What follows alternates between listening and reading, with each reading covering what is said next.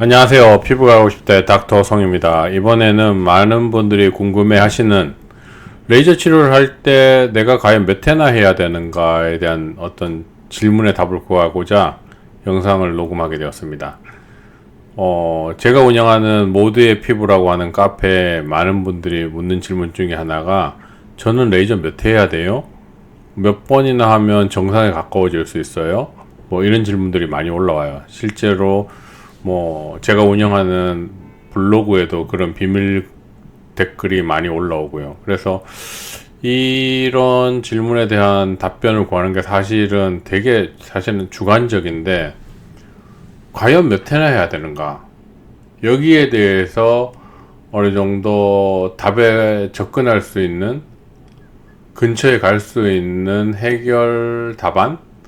정확한 답은 없으니까요. 그래서 거기에 대한 답을 좀 구하고자 이번 강의를 하게 되었습니다. 그래서 이번 영상도 끝까지 시청을 해 두시면 여러분들이 레이저 치료를 할 때 목표를 잡는 어떤 기준이 약간 쓰지 않을까 하는 생각이 듭니다. 끝까지 시청 부탁드리겠습니다. 레이저 치료 과연 몇 회나 치료 받아야 하나?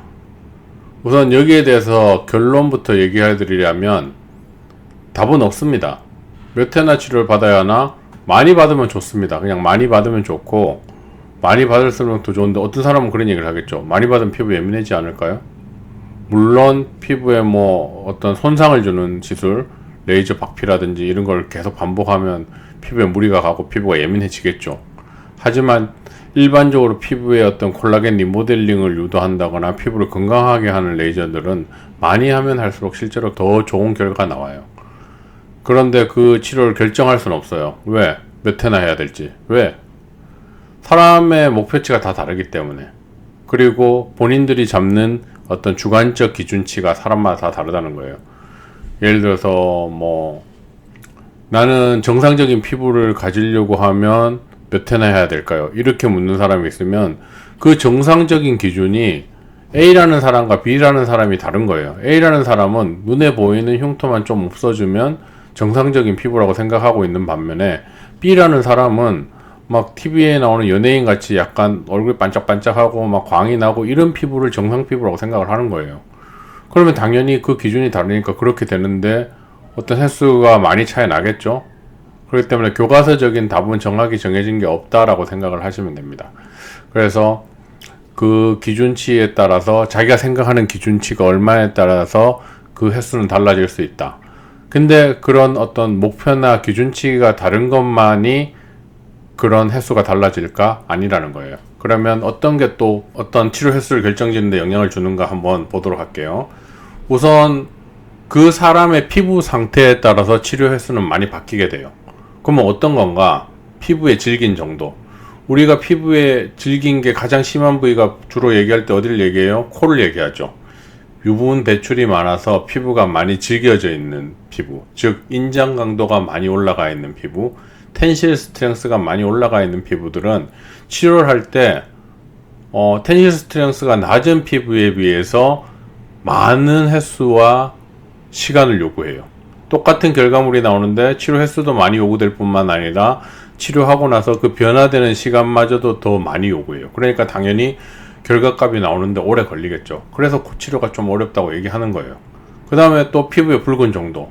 이 사람은 나이는 20대로 A라는 사람, B사람이 같지만 한 명은 좀 붉어요. 그러면 당연히 이 사람은 어떻게 돼요? 유분 배출이 많아지겠죠. 그러면 당연히 또 그거는 피부를 질기게 만들 거고, 그러면 치료 횟수가 증가될 거고, 기간도 더 오래 걸릴 거란 거예요. 그래서 이런 것들이 실제로 영향을 줘요. 피부의 재생력, 피부의 질긴 정도. 그다음 또 하나 제일 중요한 것 중에 하나가 뭐예요? 시술 후의 관리 능력이에요. 사람들이 가장 많이 묻는 것 중에 하나가, 사회하면 70% 좋아지나요? 80% 좋아지나요? 50% 좋아지나요? 이런 것들을 묻는데요. 실제로 치료하고 나서 많이 좋아졌다고 하더라도 사람마다 그 퍼센트를 잡는 게 다 달라요. 누가 봐도 이 사람 두 명은 둘이 상태가 심했고 둘 다 비슷하게 좋아졌음에도 불구하고 A라는 사람은 나는 한 60% 좋아졌어요 라고 얘기를 하고, B라는 사람은 나 한 80% 좋아졌는데 라고 얘기를 해요. 그러니까 그런 어떤 기준을 객관화 시킬 수 있는 값이 없다는 거예요. 다 주관적이라는 거죠. 그 다음에 몇 회를 치료받아야 되는가? 앞에도 강조했지만 제일 중요한 게 뭐예요? 개인마다 다른 목표치가 있는 거예요. 어떤 사람은 정상적인 피부라고 얘기하지만 그 정상적인 피부가 사람마다 다른 기준인 거예요. 그러니까 당연히 이 사람은 좋아지는데 횟수가 달라지는 거겠죠. 어떤 사람은 자기의 나이도 생각을 해야 되는데 3, 4회 정도 하고 시술 전후 사진이 좋게 나온 사진을 보고 아 나도 한 4회 하면 저 정도 나오겠지 라고 생각을 하지만 그 사람은 예를 들어서 뭐 나이도 많고 집에서 관리 능력도 안 되고 피부의 질긴 정도도 다르다면 당연히 그 정도 횟수로 그 정도 결과가 안 나오는 거예요. 그래서 뭐 치료가 잘못됐다는 둥 레이저의 부작용이라는 둥 뭐 다른 소리를 하는 거죠. 즉 이런 목표치가 다르고 피부 상태가 다르다는 것 때문에 결과값이 달라진다는 거예요. 그리고 제일 중요한 게 아까도 언급했지만 뭐예요? 이런 치료 결과를 퍼센트로 수치화시킬 수가 없다는 거예요. 내가 이만큼 좋아졌는 거는 이게 몇 퍼센트 좋아진 거지? 저게 몇 퍼센트 좋아진 거를 수치화시킬 수 없다는 거예요. 단지 주관적인 느낌이라는 거죠. 어떤 병원에서 이런 얘기를 해요. 아, 당신은 4회 치료하면 한 70% 좋아집니다. 그 70%를 측정하는 기준이 뭘까? 사실 이렇게 수치화시켜서 얘기하는 병원들을 약간 사기성이 있다고 봐요. 왜? 그 수치를 뭘로 측정하냐고 이거죠. 장비로 이 정도에서 이 정도 좋아진 거를 10% 좋아졌다고 하자. 그거를 이 정도 좋아진 건 70% 좋아졌다고 하자. 그렇게 해서 어떤 통계화된 값이 있다거나 자료가 있다거나 하면 또 다른 얘기인데 그런 값이 없다는 거예요. 그러니까 뭐 한 5회 하면 뭐 한 7, 80% 좋아집니다. 그 7, 80%도 막 막연하게 얘기하는 거죠. 환자가 나중에 치료하고 나서 한 50% 좋아졌는데요. 그럼 50% 좋아졌잖아요. 그러면 내가 볼 땐 70%인데 왜 당신은 50%라 그러냐고 오히려 반문하기도 하고 그런 거죠. 왜? 이런 것들은 사람마다 주관적으로 다 다르고 그 기준을 잡는 게 다 다르니까 수치화시킬 수 있는 객관적 어떤 도구가 없기 때문에 이런 문제가 생기는 거예요. 그래서 몇 회나 해야 될지 이런 거에 대해서 물어보는 것 자체가 넌센스라는 거예요. 그래서 저는 환자들이 그런 질문을 하면 어떤 얘기를 하냐면 하면 할수록 좋아집니다. 그런데 또 그러겠죠.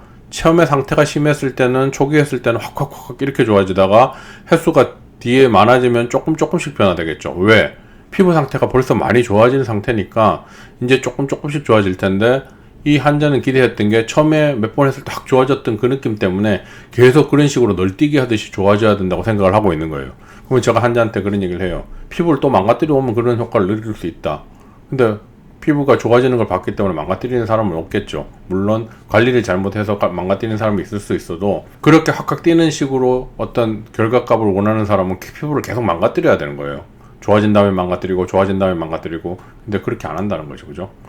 그래서 하면 할수록 좋아집니다. 물론 관리가 어느 정도 따라졌을 때 그게 가능한 일들입니다 라고 얘기를 합니다. 그래서 우리가 레이저 치료하면서 몇 회나 치료를 받아야지 좋아지느냐, 몇 회를 해야지 몇 퍼센트 좋아지느냐 이런 질문들은 일종의 넌센스라고 생각을 하시면 됩니다. 아시겠죠? 그래서 자기의 피부 상태에 따라서 잘 관리가 되고 피부가 많이 질기지 않으면 더 좋은 결과가 짧은 횟수로 나올 수 있고 반대로 나는 피부도 많이 노화됐고 나이도 많고 재생력도 떨어지는데 많이 질기고 붉고 뭐 이렇다. 거기다가 일하는 작업장이나 어떤 그 장소가 어떤 피부를 잘 관리하기에 불가능한 장소다. 이러면 이런 사람들은 횟수가 많이 증가해요. 어쩔 수가 없는 거예요. 그거는 뭐 개인이 바꾸려고 하는 게 되는 게 아니지만 집에 와서는 뭐 노력해서 바꿀 수 있지만 근무하는 장소가 혹은 술을 먹으러 간다거나 막 아주 건조한 환경에 노출되어 있고 혼자만 뭐 가습기를 틀 수도 없는 환경이고 이러면 어떻게 그 사람이 좋아지겠어요? 당연히 좋아지기는 한계가 있겠죠. 그래서 이런 것들, 이런 횟수는 큰 의미를 두지 마라. 치료를 하면 할수록 더 좋아지고 어느 정도 한 상태에서 그냥 기다려도 시간이 지나면서 콜라겐 리모델링을 통해서 피부는 계속 좋아지게 돼 있다라고 얘기를 해드리고 싶어요. 아시겠죠? 그래서 이번 영상은 우리가 레이저 치료를 할 때 개인이 잡는 목표치에 따라 횟수나 어떤 치료 기간이 좀 달라질 수 있다. 그리고 피부의 상태라든지 관리 능력에 따라서 많이 바뀔 수 있다. 그렇기 때문에 치료 전에 몇 퍼센트 좋아지려면 몇 회는 해야 돼요. 이런 것들이 다 의미가 없다. 왜? 그런 퍼센트를 수치를 객관화시킬 수 있는 도구가 따로 없기 때문에. 그런 질문들이 큰 의미가 없다는 거 잘 아시겠죠? 그래서 이번 영상은 여기까지 하겠고 다음에도 더 재미난 주제, 즐거운 주제, 여러분들에게 도움을 줄 수 있는 주제로 찾아뵙도록 하겠습니다. 감사합니다.